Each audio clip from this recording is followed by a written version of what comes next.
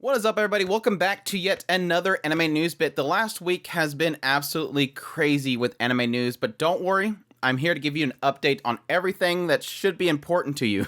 We have some updates for that time I got reincarnated as a slime. We got Rent a Girlfriend 3 if you're still looking to watch that show. We got Cinderella Girls. We got some updates on that. Oshinoko, Pluto, and yes, tons more delays because we just cannot get enough of that in the anime sphere right now.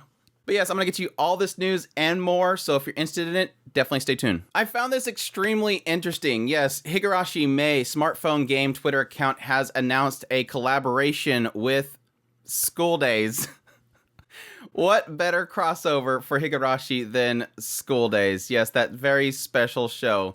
They kind of came around the same time, and they both created a lot of controversies around, young girls and just absolute violence. So it's fitting. It's very fitting. But yes, this event will have a limited gacha for Sayonji as well as Mion inside of a School Days outfit. And they've also teased that Katsura will also get a gacha along with Rena in an alternate outfit. So for those that are using VPNs or whatever to play that game, or your sudden interest has peaked and you want to get into that, definitely check that out. I don't think that there's any sort of sign this is going to come to the West. I doubt it because it's such a niche kind of thing, especially for Higurashi anyways, but definitely cool stuff. I'm going to check out some footage of that. That sounds very interesting. Let's peel that band-aid right off, throw a bunch of salt on it and everything. Let's get over all the delays that have been announced over the last week. Yes, we're pretty much at, I think, 17 total delays in the last 3 months, which is absolutely heartbreaking for the anime industry. I recorded a whole video, and it's just me ranting again, like I did like 3 weeks ago,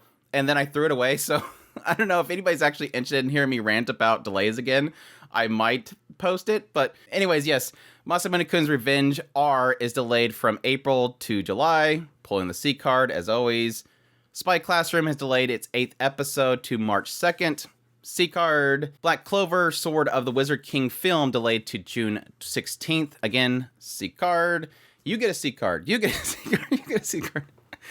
And then finally, Megaton Musashi, whoever's watching that, its final 2 episodes has been delayed once again to March 10th. So, yay, anime industry, going good.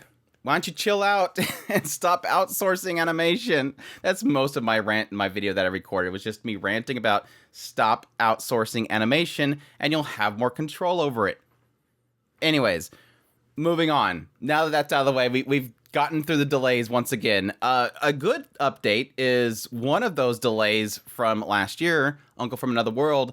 The 13th episode has finally been dated. March 8th. We'll see. They claim it's going to be on March 8th. March 8th. We'll see if it actually comes out. But yes, the official website has officially dated the last episode. I'm excited for it. I've already pretty much made my thoughts on the whole show last year. I was like, I'm done with the delays. Here's my review. Here's my thoughts.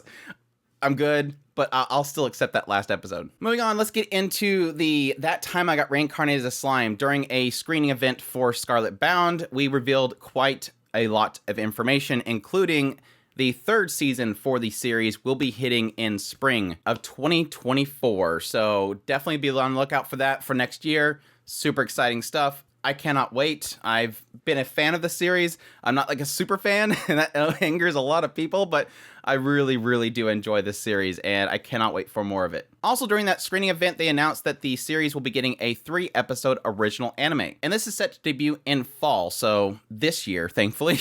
So not too much of a wait. Seems like a lot of shows are doing that now. These long-running series, whenever they're between seasons, they're just kind of throwing out little shorts. But yes, Koleos' Dream, or Koreusu no Yome, was a text story included in the extras booklet for the Blu-ray release of the 2nd season. It became a major story inspiration for Scarlet Bound, and it takes place between the 1st and 2nd season. So be on the lookout for that one. Definitely exciting. It's good to have something to tice over until the 3rd season comes out. Moving on, during a live stream event, we had a promo and a release date given for I Got a Cheat Skill in Another World, and this will be premiering on April 6th. So be on the lookout for that one. The synopsis for this one is a door to another world stretches out before a boy who's been brutally bullied his entire life. This alternative reality grants him access to all sorts of things, like cheat skills and a portal that lets him travel between the old and new worlds. Can this class loser turn his life around back home? The PV kind of, I don't know, lots of really cute girls. That seems to be the gist of it, is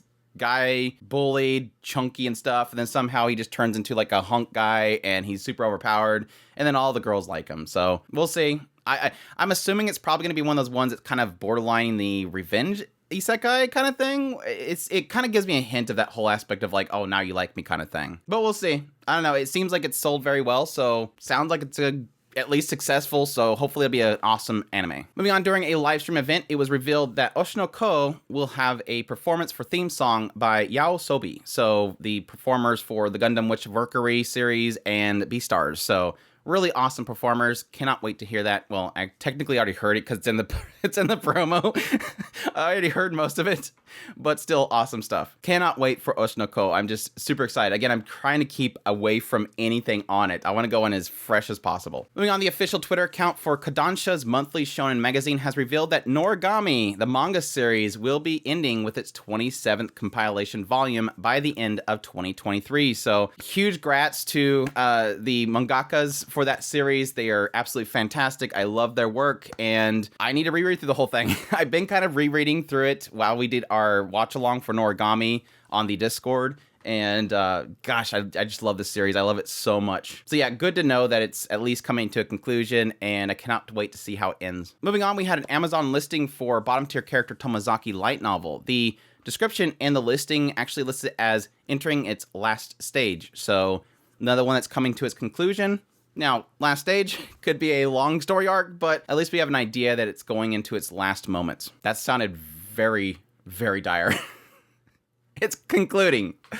Moving on. The official Twitter account for why Ralliana, I hate this name last time I said it, I hate it this time. Ralliana ended up at the Duke's mansion has revealed an April 10th premiere. This one is Una Park was just a regular girl desperate to get into college, but when she finally does, her elation is cut short because she's pushed off a roof, only to wake up as Reliana McMillan, a character from a novel whose death serves as a catalyst for the story's events. But Reliana refuses to die a second time and is determined to change her fate, no matter what. So another villainous isekai that's becoming very common, so do something new with it, hopefully. It just seems like such a weird and very specific genre. Like, why just villainous? Why is this a thing? It's so odd. I mean, I love them all. I've barely had any that I didn't enjoy, but it's still kind of a very odd choice to have like this big fandom around it. Moving on.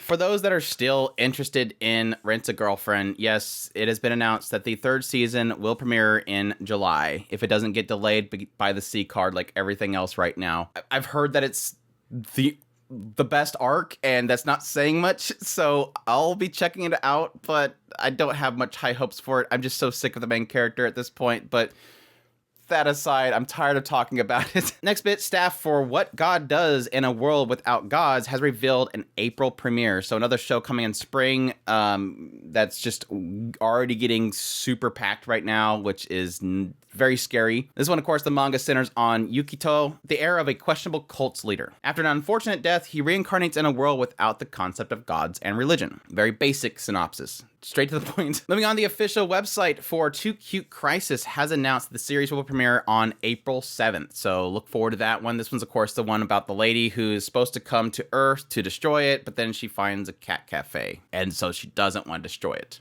obviously. For fans of In Another World with My Smartphone, all 5 of you, the second season is set for April 3rd. So be excited for that one. I'm actually sort of planning on seeing if I can get through this first season again. I dropped off. I don't know that I will. Maybe. We'll see. Amongst everything else and trying to keep up with 60 plus shows, I don't know that I can, but we'll see. We also got a date for The Great Cleric. The official website has revealed it to be a July premiere, and we also got a new visual for that. Additionally, Yuri Is My Job series has gotten a date, which is April 6th, so that's set to premiere in April. We also got a new PV for it, as well as a visual. The visual style is very interesting. I don't think I got the indication of that particular style from the key arts for it, but it definitely looks very unique, and I think it's got Lily from Danmachi as the main character, so I love her voice, so I'll be looking forward to that one. This one's synopsis is Hime is picture-perfect high school princess. She's admired by all and never trips up. So when she accidentally injures a cafe manager named Mai, she's willing to cover some shifts to keep her facade intact. To Hime's surprise, the cafe is themed after a private school where the all-female staff always puts on their best act for the loyal customers. However, under the guidance of the most graceful girl there, Hime can't help but blush and blunder. Beneath all the frills and laughter, Hime feels tension brewing as she finds out more about her new job and her budding feelings. So yeah, sounds interesting. We'll see how that one turns out. For fans of Eden Zero, the official website has released a new promo revealing the second season will premiere on April 1st. So it's not a joke, it's actually April 1st. Don't worry about it. And for fans of lollies, I guess, Idolmaster Cinderella Girls U149, the all lollies version of Cinderella Girls is coming. It's still coming. They released a new visual and revealed an April 5th debut for the series. I'm actually joking mostly. I'm actually really excited for this. It's from the director of Mushoku Tensei Jobless Reincarnation. And I love Cinderella Girls, the first one, and cannot wait for this one. The characters look absolutely cute. The manga centers around girls under 149 centimeters tall, so that's where they get the name from. Under about 4 feet, 11 inches, who would aspire to be idols despite not having a producer or gigs. However, maybe with a marvelous dress, a marvelous stage, and a marvelous prince. The new Cinderella story follows the small idols and their small rookie producer. Yeah, I think this kind of pretty much reveals the fact that the producer is like this guy that looks like he's 12 years old. I don't know. There you go. Like I said, the girls look absolutely cute. And again, I love Cinderella Girls. I've heard good things about this story, and I cannot wait. I'm just super excited for this series. Easily one of my most anticipated for spring, along with like Oshinoko and stuff. It's gonna be a season of idols. Netflix has released a sneak peek video revealing that, yes, they have the anime adaptation of Pluto that is going to be released in 2023. So for those who don't know, this is the one that's a drama reimagining of the world of Astro Boy. I mean, the PV looks really good. I mean, it's got some mixture of CGI with 2D animation kind of put in there, which it's a little bit rough, but it looks really, really good. Visually, the atmosphere and everything looks fantastic. In a distant future where sentient humanoid robots pass for humans, someone or something is out to destroy the 7 great robots of the world. Europol's top detective, Gesich, oh my gosh, these names, is assigned to investigate these mysterious robot serial murders. The only catch is that he himself is one of the 7 targets.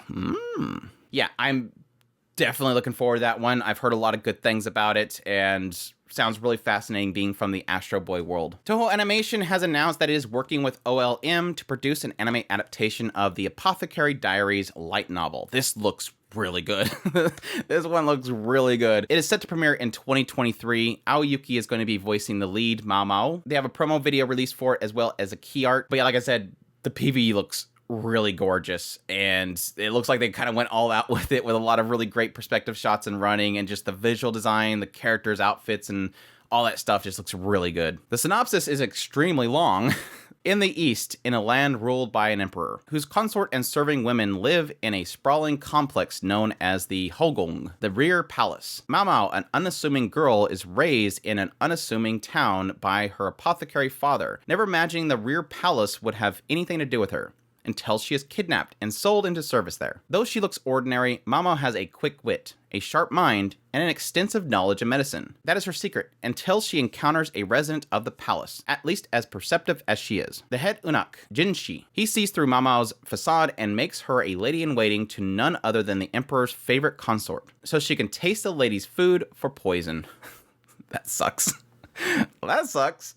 But like I said, it visually looks great. Freckles, it looks gorgeous. Did I say it looks gorgeous? It looks great. Definitely looking forward to that one. And finally, they did release the announcers for the Anime Awards for Crunchyroll in 2023. I might make a separate video on this, but yes, it's pretty much just all NFL players, directors from the West, and nothing. Like, my whole hope for Crunchyroll Anime Awards, but they're going to actually be in Japan, is that they're going to have Japanese announcers and seiyus and writers and directors and have them be on the stage. But no, they're like, oh, let's get some people from America and ship them over here to do this award ceremony. Doesn't make any sense.